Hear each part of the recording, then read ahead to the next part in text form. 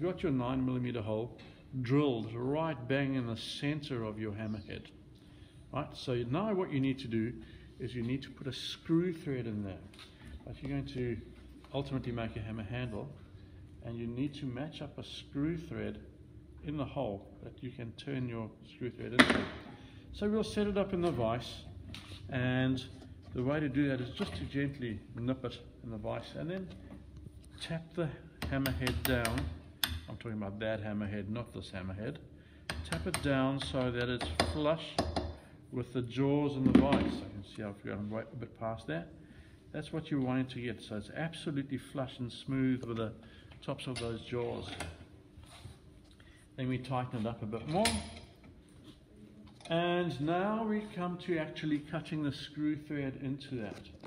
Now Oliver, if you move over that way a little bit and we have a look at these things first. What we use to cut that screw thread, or the internal screw thread, is something that we call a tap. So there's a shiny new one. Right now, the taps ordinarily come in sets of 3. Alright, so there are 3 taps, and they're held by a tap wrench. So tap wrenches come in different designs and different sizes. Right, we'll be using a tap wrench like this. The tap that we're going to use, it looks as though slightly blunted. This one is actually not a starting tap. It's a middle tap. It's the center or the middle of the set of 3. But we'll get away with that hopefully here. And you've got to put that into that hole and start turning it. Right, so let's just go through some of the names here again. What is that part called? Tap. Right, you can turn it as much as you like. You're not going to get any water out of it.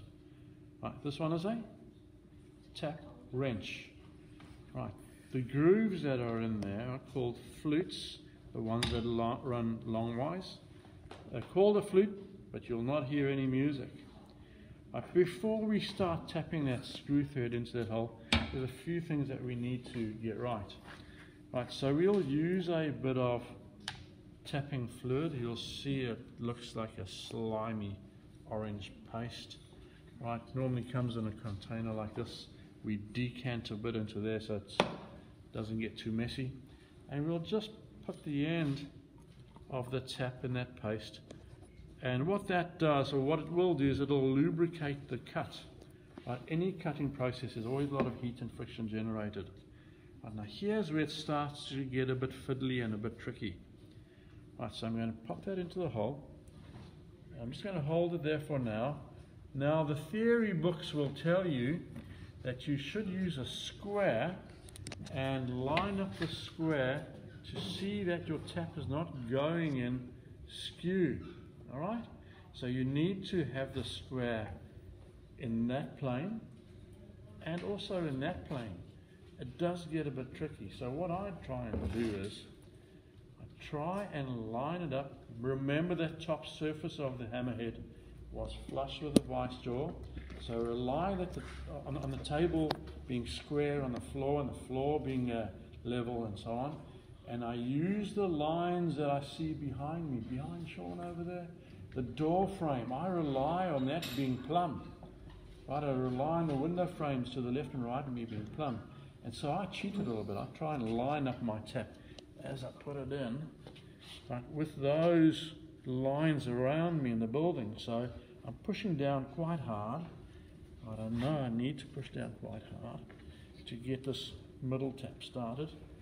And I'm going to ask Flynn if you wouldn't mind just sort of sighting along there and seeing if it's more or less parallel with the window frame. Not really. Which way should it lean? That way. It needs to come back towards me. Tell me when I've got it right. Yep. Is that looking a bit better? Well, I'm looking good in this plane, so we can keep going. If you get your tap going in skew, you can figure that it's going to go into the side wall of the hole. It'll get tighter and tighter and just jam itself up. You can't drill a hole with a tap. Right, once you've got a few good turns going and you can feel it starting to cut, what you need to do is turn it back a half a turn for every turn that you make.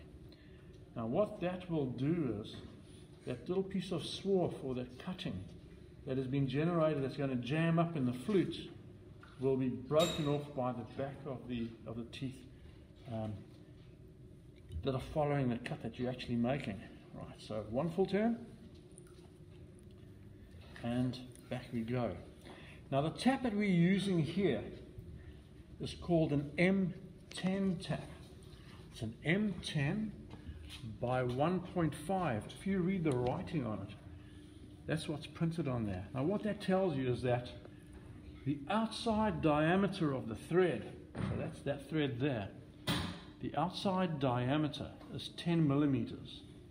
The 1.5 tells you that the distance between the crest on one part of the thread and the other is 1.5 millimeters.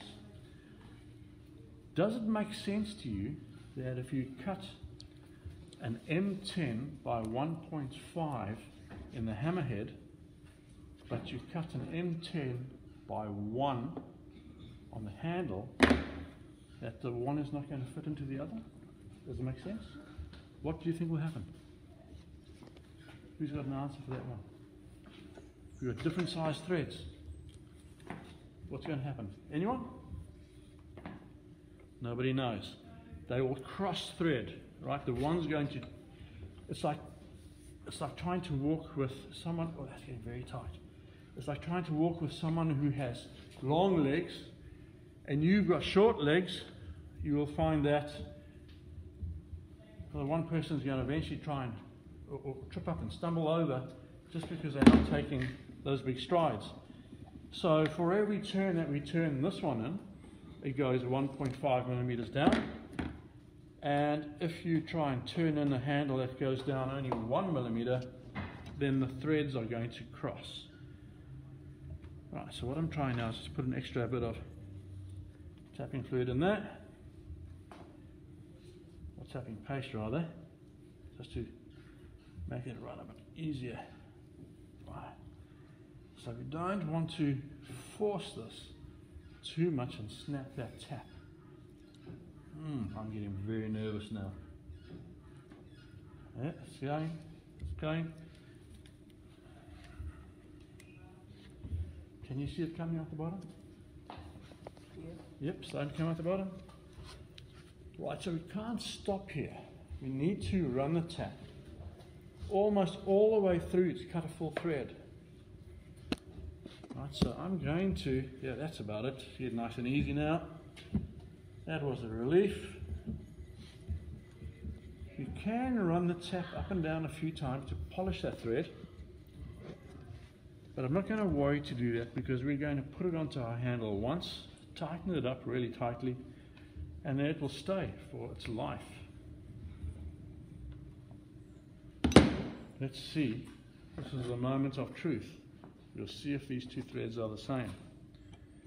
Does that garrote handle go in there? Yes, it does. What was the size of the hole that you drilled in there?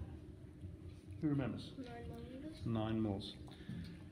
Now, strictly speaking, if you look on the charts, you'll see that the tapping drill size for a 10 millimeter thread is actually 8.5 mils. Right? So we've given ourselves a little bit of extra space, and it seems to work well in our context. Right, so there's your thread fully formed, and you're ready to make the handle at a later date. Are there any questions regarding tapping the thread in here? No?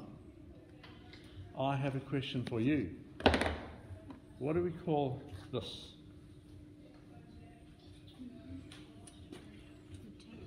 A tap wrench. Yeah, well done. Good answer.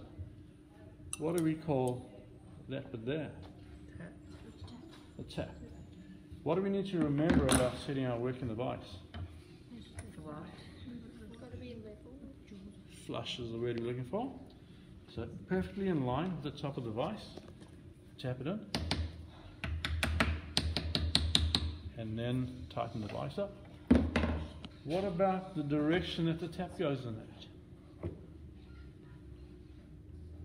Must it be at an angle? What will happen if it goes in at an angle? it'll get stuck because it's trying to drill its own hole into the side wall of the hole, isn't it? How far through must you tap it? You can actually run the tap the whole way through, right? Why do you think that there may be 3 taps in the set? I doubt that anyone will figure this out. Anyone know? No? I doubt that you would. Do you want to give it a go? Different types of points. They have different types of points, you're quite right. So one of the points that looks as though it's blunt, that's really the starting tap. The thing is that if you have a hole that is not drilled all the way through, you won't be able to see through it, and it's called a blind hole. Then you will need all 3 taps to cut a complete thread down to the bottom of the blind hole, starting with the starting tap, and then going through the middle tap, and then the bottom tap, or the plug tap, which is used at the end. You just need to use a starting tap and run that all the way through, and you'll have a complete thread. Are you all happy with that? No questions? Was it that good? Fantastic, thank you very much. Okay, you can stop.